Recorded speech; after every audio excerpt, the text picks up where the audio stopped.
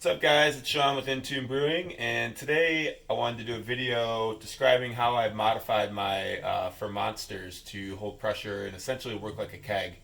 Um, so the first thing you're going to need if you want to, if you guys have ever gotten if you've ever seen the normal Fermonster lids, they have a little hole in here. So that's not going to work because there's nothing you can do with that essentially. So you got to buy these solid lids. You can buy them for about $4. Make sure you get one of those, and I don't believe they come with O-rings when you buy those, so make sure if you don't have extra ones or you're not going to steal the ones from the original lids that you get O-rings as well. And then you're going to need some of these, which are essentially weldless gas and liquid fittings. You can get these. I'd actually recommend getting them from Williams Brewing. I've gotten some from Brew Hardware as well. The ones from Williams Brewing seem to leak less, or I have less problems with them. So I'd recommend the Williams Brewing ones. I think they're about $15 each, so maybe less, but $30 tops for the two of these, plus $4 for this. You're looking at about $35 to convert your Fermonster into essentially a 7-gallon keg to ferment in. That's also clear, so you can see. So it kind of has all the benefits of a keg as well as all the benefits of a glass fermenter all in one. The only downside of it, I would say, is that it's not, it can't hold as much pressure as a keg. I've tested it up to about 20 psi, and it's pretty good. And then the only other downside I would say is these lids can crack, especially around where the two pieces of plastic are joined here on the ridge. Especially if you over tighten. So that's the other downside I've seen in this. And then of course there's just the making, because they're weldless fittings, just like any weldless fittings, you have the potential for leaking. So you just want to make sure that you pressure test the setup before you add any beer to it. I always just add a few psi in there and make sure it's not leaking. So anyway, so here's how we're going to do it. So you can use anything for this, but I'm just going to use this mason jar because I have it handy. And I go ahead and put that on there just to give me a place to drill. Bust out a drill, and you're going to need a step bit. So I use this one, which is 3/16 to 7/8. And basically we want to drill a hole big enough to fit that. So, and then one other thing about drilling these things is there's a little inner circle here. From what I've been told, and I don't exactly know why, you don't want to really drill in that inner circle. So I kind of go on the outside, right on just outside of that circle. So I'm just going to go ahead and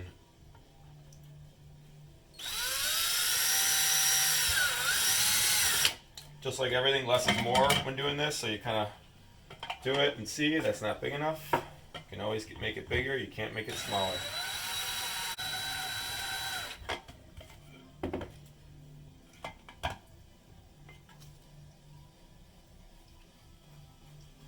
So I am threading it in here, but let's see.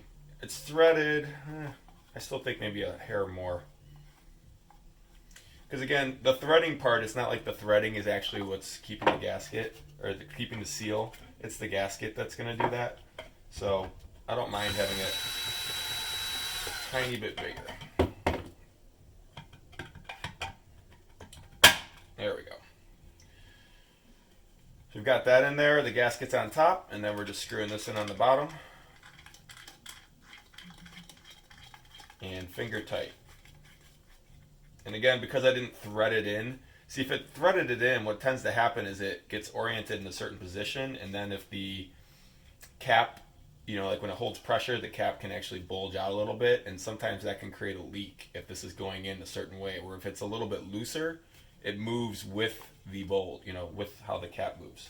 So I go kind of hand tight here. This gasket that comes with the Williams Brewing ones is pretty solid. So you can tighten it pretty good and it doesn't, bulge out. So now we're just going to do the same thing on the other side. Just for the ease of drilling this out, I'm going to take this off.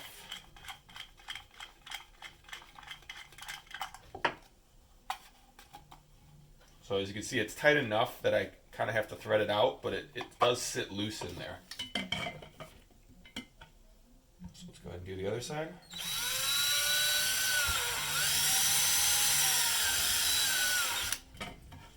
You can just tell by looking at it that it's too small.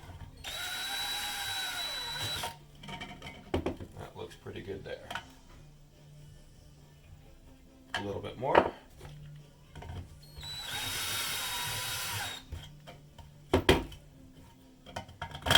There we go.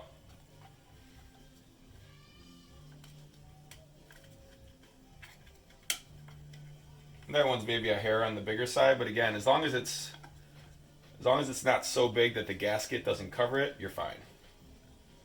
And that's pretty much it. So we're gonna clean up the edge a little bit here, pull off some of these stray strands, and let's build it. That one goes in. I've also put thermal wells in these, so some of these I've actually had 3 holes, and I put a weldless thermal well in. That one I've got from Brew Hardware. It goes all the way, it's probably about 18 inches into the fermenter. The reason I'm not doing it on this one is I have a couple tilts now, so I don't necessarily need the thermal well if I've got the tilt. I just take the temperature when I rack it into the fermenter and compare it to what the tilt says, and then calibrate it. And even though the tilt can be a little flaky when it comes to gravity, it's pretty rock solid with temperature, especially once it's been calibrated. So there you go, we've got it all set up and ready to go. So we'll put our O-ring back in. And like I mentioned earlier, you don't want to have to over tighten these lids because that can cause them to crack. So make sure you do a healthy dose of lube all the way on the inside rim. That'll prevent you having to over tighten it to get a good seal. And now let's pressure test it. Got a Fermonster here. Let's go ahead and throw it on. That's about all you should have to do to tighten it there, okay? Let's throw some gas on it. All right.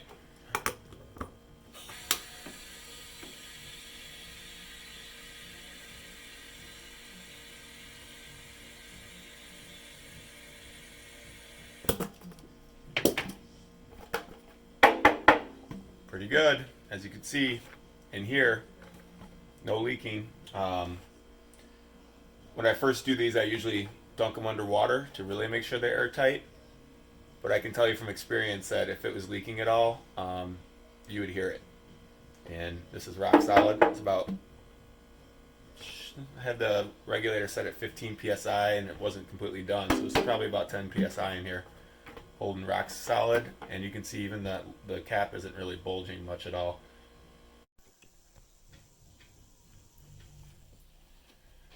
What's up guys, it's Sean with Intune Brewing, and today I wanted to do a video describing how I've modified my Fermonsters to hold pressure and essentially work like a keg. So the first thing you're going to need if you want to, if you guys have ever gotten the normal, if you've ever seen the normal Fermonster lids, they have a little hole in here.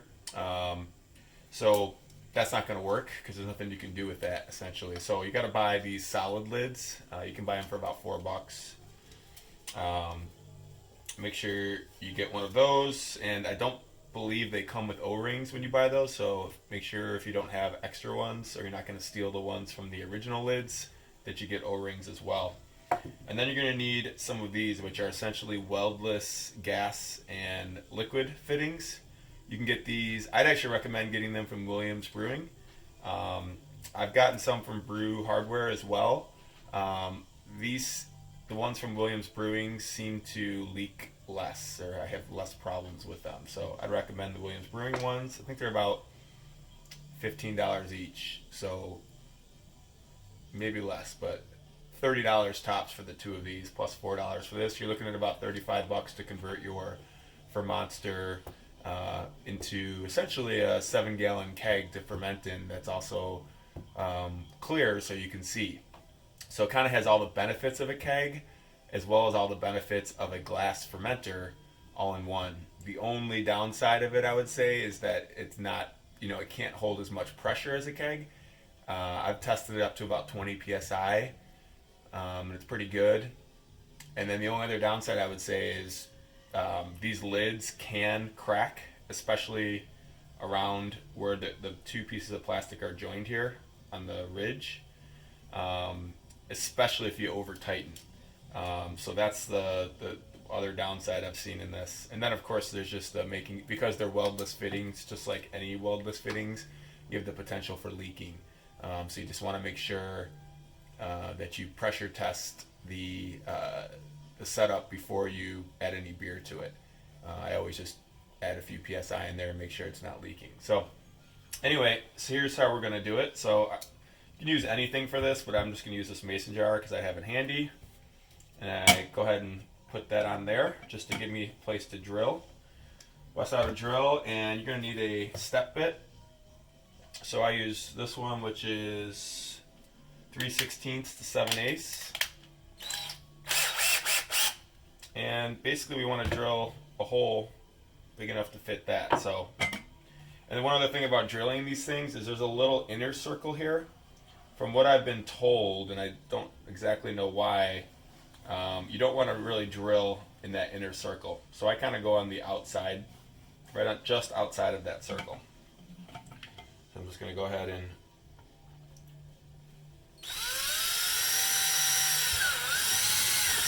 just like everything, less is more when doing this. So you kind of do it and see that's not big enough. You can always make it bigger. You can't make it smaller. A little bit more.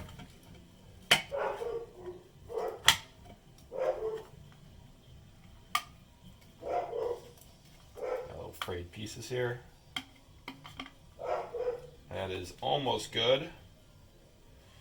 So I could make this work. I could screw it in, but I've found, in my experience, it's actually, I don't like having it super tight. I like it to be just tight enough that it gets through, but I don't want to have to thread it in, because if you thread it in, then it kind of can orient awkwardly as it goes through. So I like it to be able to go in freely, so just a little bit more. That should be enough. No, not quite.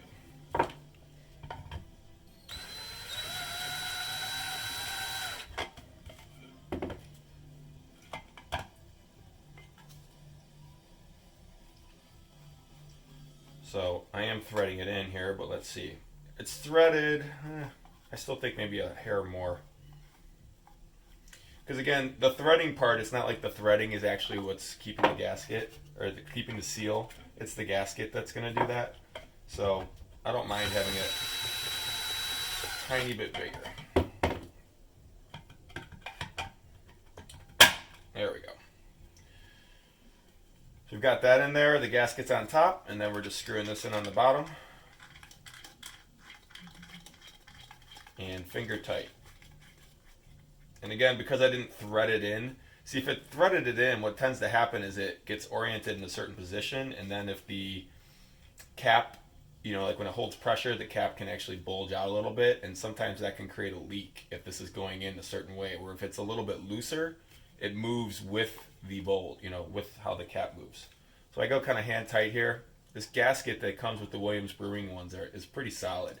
So you can tighten it pretty good and it doesn't, bulge out. So now we're just going to do the same thing on the other side. Just for the ease of drilling this out, I'm going to take this off.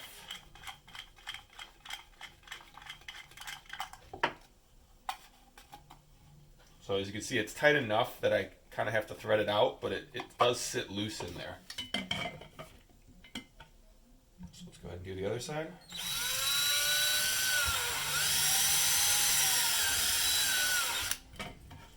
You can just tell by looking at it that it's too small. That looks pretty good there. A little bit more.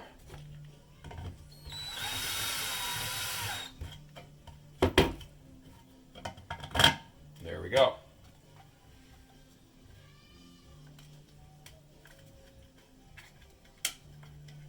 That one's maybe a hair on the bigger side, but again, as long as it's not so big that the gasket doesn't cover it, you're fine. And that's pretty much it. So we're gonna clean up the edge a little bit here. Pull off some of these stray strands. And let's build it. That one goes in. I've also put thermal wells in these, so some of these I've actually had 3 holes, and I put a weldless thermal well in. That one I've got from Brew Hardware. It goes all the way, it's probably about 18 inches into the fermenter.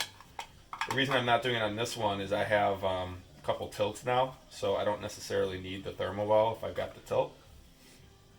I just take the temperature when I rack it into the fermenter and compare it to what the tilt says, and then calibrate it.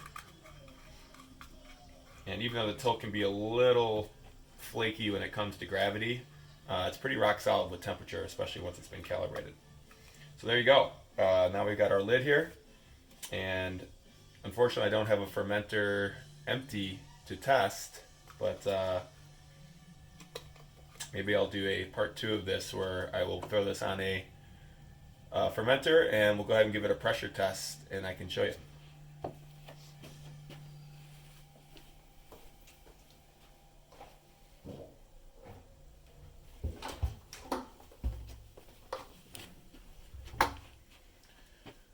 So let's go ahead and take it and do a pressure test. So we'll throw this guy on. One thing, like I said earlier, you don't want to over tighten these. So one thing you really want to do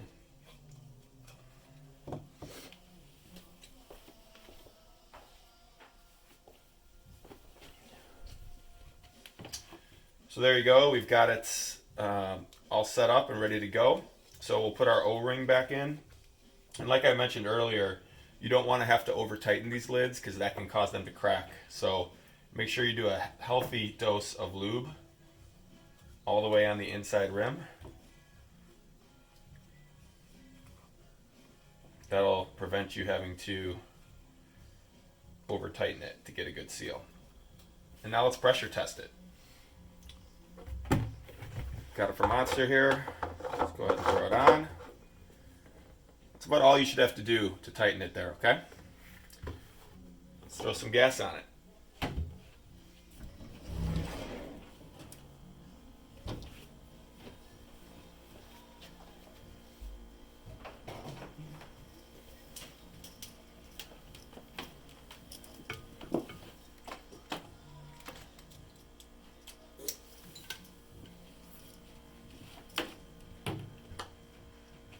All right.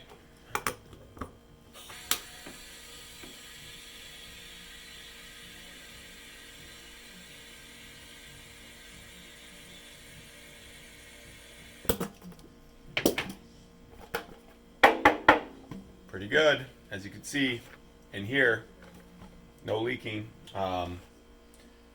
When I first do these, I usually dunk them under water to really make sure they're airtight. But I can tell you from experience that if it was leaking at all, you would hear it. And this is rock solid. It's about, I had the regulator set at 15 psi and it wasn't completely done, so it's probably about 10 psi in here, holding rock solid. And you can see even that the cap isn't really bulging much at all. So I hope you enjoyed this, and I highly recommend doing this. This gives you all kinds of options for closed transfers, sampling off the out of the fermenter. Oh, one thing I should mention is that you are going to need a floating dip tube, obviously, to use inside this. So you can get those. I think Williams Brewing calls them Top Draw. More Beer and other websites have them as the Fermentosaurus floating dip tube. But you basically just attach that onto the liquid dip tube on there, and it'll just float. So it works out well. I usually cut them so that depending on, I got them cut to different sizes depending on the type of beer I'm brewing. So if it's a real hoppy IPA, I cut it so that it basically stops when it's fully, at the bottom, the tube would stop drawing at about the 3/4 of a gallon mark. If it's a lager or something that's probably has a little bit less true, I would have it go all the way probably to the half or even 1/4 gallon marker. So there you have it. You've got a fully functional, see-through 7-gallon fermenter that can hold up to 20 psi of pressure, do closed transfers. You take your samples out of here while it's fermenting, all for around $65 or so, all said and done. So hope you enjoyed this video. Cheers.